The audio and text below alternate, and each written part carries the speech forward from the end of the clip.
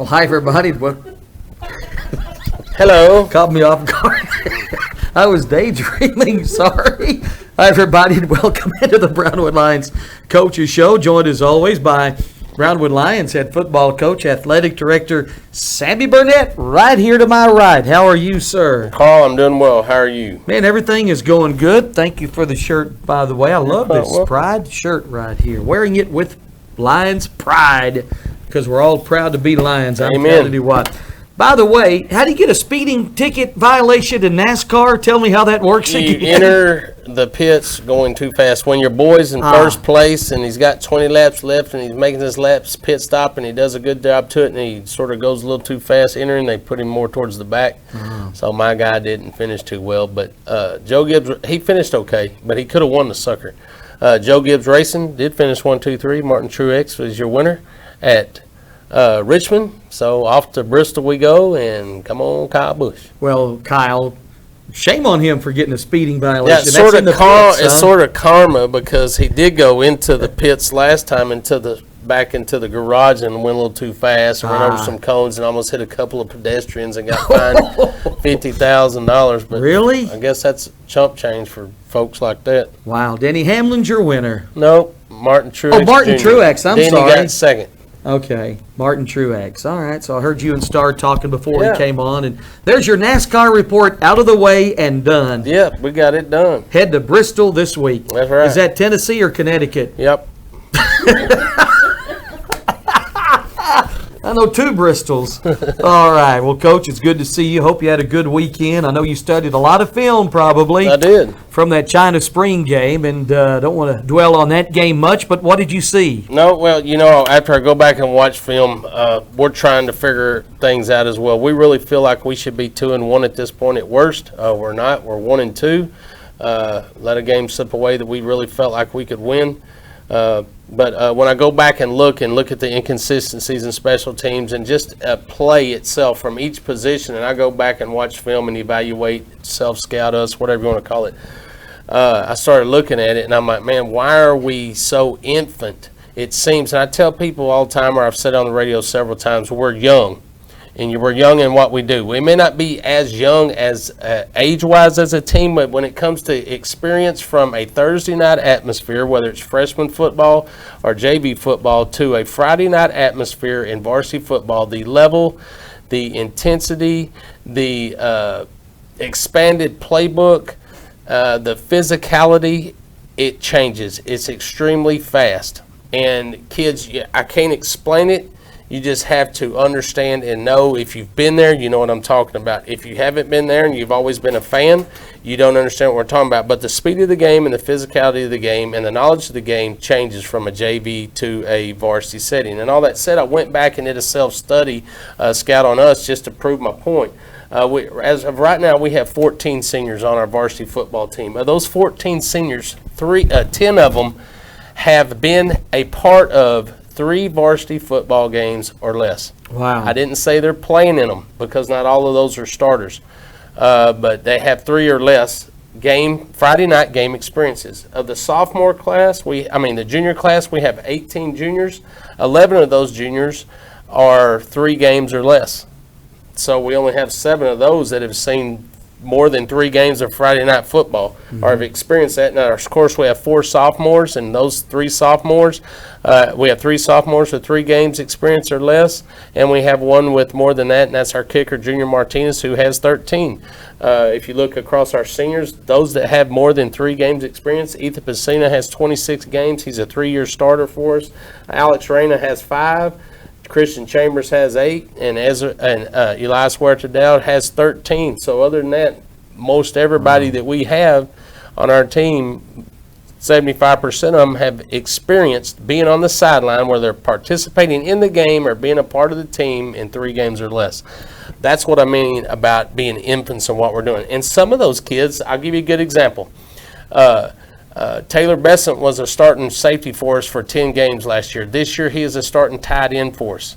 Totally new position, totally new change. So in all essence, Taylor Besson has 3 games experience at the position he's playing. moving outside linebacker from outside linebacker to safety or vice versa. They may be in the system for 13 games, but they only have 3 games experience. So when you look at that and compare it to a China Springs team, if they played on the varsity last year, which they have a lot that did, they're very senior heavy, a lot of juniors, those guys played 15 games last year. You add to that the 3 games they played this year, they got 18 games experience. We have 3. You can tell on the field. What we have to do is become, like I told our kids this morning, we've got to just perfect our craft, figure out what we're doing so that we can do it in a fast way and we can do it in a physical way. The more that we continue to do it and continue to grind, the better those kids will be. That's just a fact. So that's our focus this week. Let's get better at what we're doing. Let's cut down the mistakes, the blocks and the backs, and the things like that, which you think are easy, but during the course of a game, when you got a kid going 100 miles an hour and a guy makes an angle cut and we hit him in the back, it's a penalty. They just got to learn. Well, you know what? I didn't learn to be an AD in 1 year. It's been an evolution. I may have been one, but I was learning to be one on the job. Just like our kids, they're learning to be football players on the job at the varsity level. So I'm really okay. You know, I can't stand to lose, and it bothers me bad. But understanding where we are as a team and where our emphasis, where we can be, the athletic ability that we have, if we can just get the knowledge and gain the experience needed before we get to district, we're going to have a chance. And that's all you can ask for is a chance. Our kids, it's not like they're not playing hard and they're not fighting hard, because they are. They're just trying to do it and get past that learning curve at the same time, and then do it as a team. You know, if we got 3 or 4 really learning and grasping and doing it, but the other, however many are not, the other 7 aren't, then you're still behind, because it takes all 11 of you to perform. If I get hooked and then I allow that guy to get hooked, all of a sudden this guy can't make his play, and now they have a big gain or a touchdown or things like that. So it's working as a team, working as a unit. And trying to get those things solved. On top of that, we have some injuries. Zayden Lopez is out with COVID. I'm not sure when Zayden's going to be able to return. Case Markham's probably going to be out with a concussion.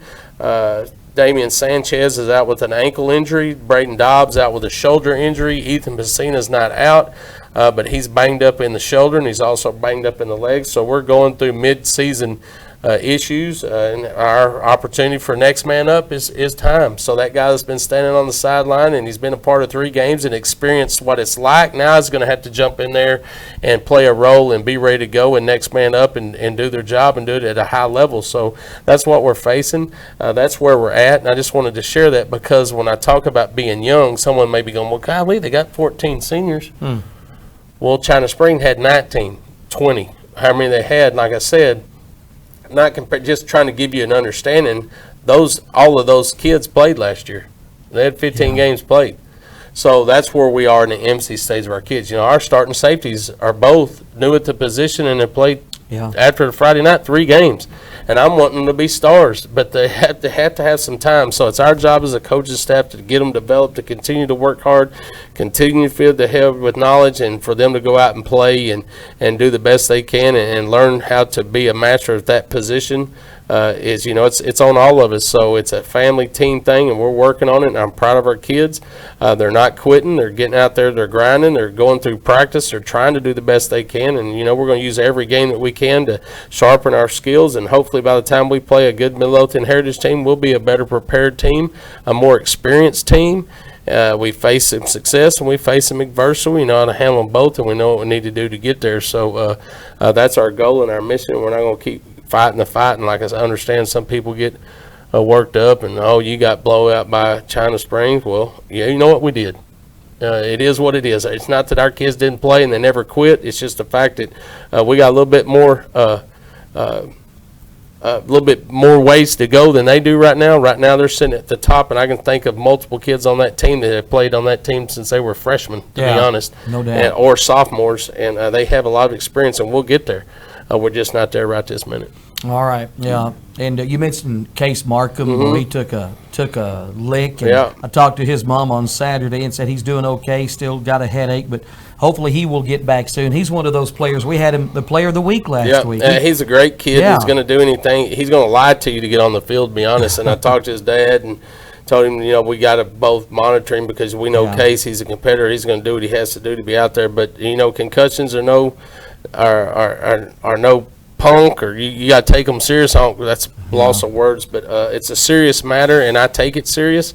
That's why I spend so much on helmets, is I want to protect our kids' heads and their brains. And I mean, he's got a mild concussion, I think. Will he be back Friday? I don't know. We have a strict protocol that they're going to go through, and it's important that they go through it and go through it right, and then they can be released to play after that protocol has been completed. And we'll see how Case progresses, but my goal is not to have him in there on Friday night if he's not ready. My goal is for him to be ready before he goes back in there. So if Case is able to go Friday, he'll go. If he can't, then the next man, step up and go. Case is also our backup quarterback. Right Now, and we got to make sure we have someone in position. If Lord forbid something happened to chance, that they would be able to get us through a game. And of course, we'd move Ike Hall up, who's our JV quarterback right now and is doing an outstanding job. But we want him to get as many reps as he possibly can. The worst thing for him was for him to sit on the sideline and watch someone else get reps when he can get reps. So we got a lot of work to do. We'll get it done. And like I said, we're still real optimistic, and we're going to still put those hands up and fight. And like I said, we wish we'd have been 2-1 at this point, but we're not, and it is what it is. But if you can self-evaluate and see where you're making mistakes and where you can fix things and you can address those things, then you have an opportunity to be successful. Continue to do what you do, and you continue to not advance in your skill set, then don't expect any different results. So that's sort of where we are, and we understand that, and we're going to work to get out of that and see if we can't get back in the win column this Friday. All right, I think we will. We've got Burn It. We're going to talk about that in a moment. You'll name your player of the week in just a little bit, sponsored by Triple T. Burn It had the COVID last week. They canceled that game, so just tell us what you know about that. Talked to their coach several times. They're going to be back full force. They were missing. They lost their last game to Marble Falls, I think it was, and they had 5 kids out, I think. Varsity players out. Those guys will be back. They were back last week. They shut school down for a couple of days. They've reopened, but after talking to him this weekend and, just concerned about the possibility of them not playing, I was assured that they were fine and they were full force, and they're going to be ready to play. I mean, they've had some adversity with not being in school and having some kids out, so now that they're in school and they're getting able to go last week and of course this week, they're going to be ready to play a football game. So we'll have our hands full. They're coming to Gordon Wood Stadium. It's homecoming. Every time you play a homecoming game, you got to be ready for someone to try to spoil it, because even though you may not disrespect them, they take it disrespectfully when you choose them as their homecoming game. It just so worked out that that's the best timing for us in our season, and it's Burn It, so we better take care of business or they'll spoil it. All right, we'll get a bigger scouting report on Burn It coming up on Wednesday's show. It'll be interesting. You got cousins at quarterbacks going against each other. Jones against Jones. Yeah, well, Jones is not the quarterback at Burn It this year, which we thought he would be. They had a coach move in, and ironically, his son plays quarterback. So the Jones nephew to Coach David Jones, Kurt Jones' son, is playing cornerback, I think. Oh, cornerback. Corner or safety. So we'll have our chance throwing against his cousin in the secondary for Burn It. That is correct. All right. I knew there was a tie somewhere in there. That is correct. All right. Hey, you've got it all of other results from the weekend. I'm going to let you have it here and tell us what happened. Sure. Let's go through. Tennis dropped their match at Graham 12-7. Coach Basic filled me in on that. Rarely do they lose a match, so when they do lose one, we think the wheels are falling off, but that's not the case. That's just sort of how it goes sometimes. I know they had some people out because of testing. I think they had 3 out. Yeah, they had several kids out because of testing and things like that, which is things that seniors have to do. They got to take the SAT. They got to do that. Sometimes we overlap, and they got to prioritize. Cross country went to Hico, and Caleb Nelson for the boys finished 7th overall, so he's consistently finishing in the top 10, doing a great job of leading that group. And then on the girls' side, Sydney Wyndham finished 5th, and Kate Tyndall finished 12th. Overall, the girls finished 4th, so they didn't win the thing, but great competition. Still got great leadership with Wyndham and Tyndall, so those girls are leading our girls program and finishing 4th. Ain't no big deal. That's a pretty good thing. So congratulations to them. And I know they had several things going on as well. Coach Neely told me they had some hiccups and some girls that had been sick and some dealing with some things like that. So for them to finish 4th, I thought was a good thing. Our combined team went to Lake Belton and dropped that match 7-0. Lake Belton's going to be a 5A school. So our kids going over there and competing against them in a close ball game, I thought was good. Our Maroon team beat China Spring 14-6. Our JV beat them 21-0. Of course, we lost 57-21, something like that. But look at the sub-varsity, our successes that they had, and I look at our junior highs, all levels except for the 7th grade B beat China Springs. 7th grade B tied 6-6. So congratulations to our 7th and 8th grade A and B team boys for kicking off their season with wins over China Springs or a tie. And also congratulations to our junior high C teams who went over to Gatesville and knocked them off. I think it's 36-6 they won. Wow. So congratulations to the junior high football program and the start that they've come up with. So all in all, a productive week for our football team, and I thought our cross-country teams competed really well. And like I said, tennis stumped their nose, scraped their nose up a little bit, but it'll heal and they'll be fine. Then want to mention that tomorrow volleyball will be at Granbury for a dual match with the Granbury Pirates. All right, then, of course, Wednesday we'll talk about our sub-varsity games coming up this week. I'm just glad we're back home after 2 long road trips. It is homecoming night, 7:30 at Gordonwood Stadium. Burnett comes to town. Yes, sir. All right, man, great stuff. Well, time now. We started this a couple of weeks ago. The Triple T Player of the Week. And, Coach, who is your Player of the Week? Well, let me just preface it with this. If you want to find out or help figure out who the next Player of the Week may be, make sure you go to get your tickets at Lisa Hassel's office at Warren Gym on Wednesday through Thursday, 8 to 12, 1 to 4, and on Friday, 8 to 12. That's where you can get your tickets for Friday night's game. With that, our Week 3 Player of the Week, voted for by captains and coaches, is Jason Jackson. Jason was had 77 yards on 4 catches, had 2 touchdowns, returned 5 kickoffs, and returned 1 punt. Played cornerback for us for a majority of the night, and for the year he has 214 yards on 12 receptions and 3 touchdowns. So Jason Jackson is our Triple T Player of the Week. Yeah, he was on the field a lot on Friday night. He was indeed, and I kind of had a hunch he might be. He had 2 great touchdown catches. You know, we had some viable candidates, and you know the one I put up didn't get nominated. You know, I support Jason and all that, and I think he's a viable Player of the Week. We had several kids that I thought had the opportunity to win it this week. And the more kids that we can get in that position where they could win Player of the Week, the better off our team's going to be, the more success we'll have. So I hope it's a very difficult decision for us to continue to make over the course of the next several weeks, because the more Players of the Week we have, the better the Brownwood Lions are doing. Oh, amen to that. Looking forward to a big night this Friday at Gordonwood Stadium, 7:30. As you said, get your tickets from Lisa beginning on Wednesday. That's correct. Man. All right, Coach. Seems like we're missing something. Got everything? We did the Star, got everything? Monday evening NASCAR report is done. We did that already. Star, Derek, got anything? All right. Well, let's thank those that make this show possible. Auto Glass Magic, Avalon Custom Homes, Bruner Auto Group, Syntex Body and Paint, Syntex Equipment Sales, Citizens National Bank, Dan Hill Containers, Dr. Bon Young, Dr. Pepper Bottling Company, Edward Jones Investments, Hendrick Medical, Howie Enterprises, Humphrey Peets, Landmark Life, MC Bank, Painter & Johnson Associates, Smith & Sharp Agencies, Sonic Drive-In, Stanley Chrysler, Texas Bank, Weldon Wilson Electric, Western Bank, and Willie's Teas, and of course Triple T for their sponsorship of the Player of the Week. All right, again, Jason Jackson, our Player of the Week. You know, I know we gave up the points and the yards, but we had a couple of kids on defense I thought played hard. I thought Jalen Brown, if you look at the film, thought he had a pretty good game the other night. And I mean, you look Dryden. You know, Dryden's leading the team in tackles, and he plays on one side of the line. There's some things he does really well. There's some things that we're still trying to work on with Dryden to make him better at what he does. But when you get close to him, he's got good speed, and he's able to make tackles. You look at Jalen Brown and Ezra Dillard and Brandon Holland. Those are 3 inside linebackers that all got a lot of reps. They're all very new. It's a very difficult position to play. We have a fine, Coach Jones coaches the linebackers, and he is an attention to detail guy.